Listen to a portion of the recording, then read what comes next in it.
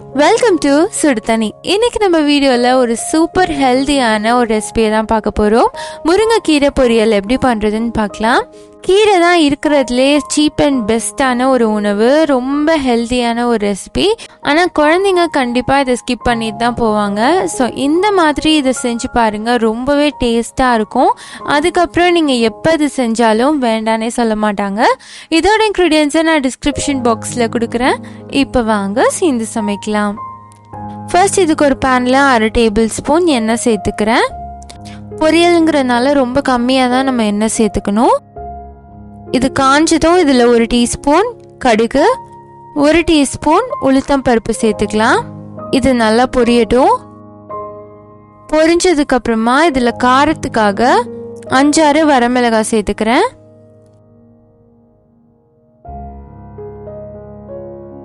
இது கூடவே ஒரு 10 சின்ன வெங்காயம் சேர்த்துக்கிறேன்.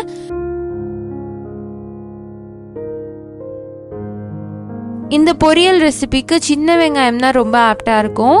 நல்லா டேஸ்ட்டாக இருக்கணும்னா கண்டிப்பாக சின்ன வெங்காயம் சேர்த்துக்கோங்க. சேர்த்துட்டு இதையும் நல்லா வதக்கிடலாம். இதோட ஒரு கொத்து கருவேப்பிலை சேர்த்துக்கலாம். வெங்காயம் நல்லா வதங்கணும். அந்த லைட் ப்ரௌனாக மாறுற அளவுக்கு நீங்கள் வதக்கி எடுத்துக்கோங்க. ஏன்னா நம்ம கீரை சேர்த்ததுக்கு அப்புறமா கீரை நல்லா சுருங்கிடும். அந்த வெங்காயம் தான் நல்லா டாமினண்ட்டாக தெரியும்.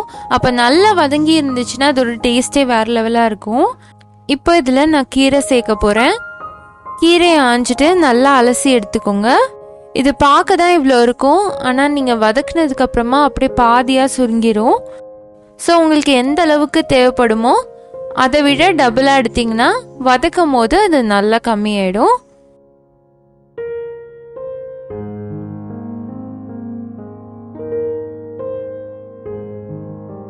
இது ரொம்ப நேரம் குக் ஆகணும்ட்டு இல்லை, கொஞ்சம் நேரத்துலேயே இது ரெடி ஆகிடும்.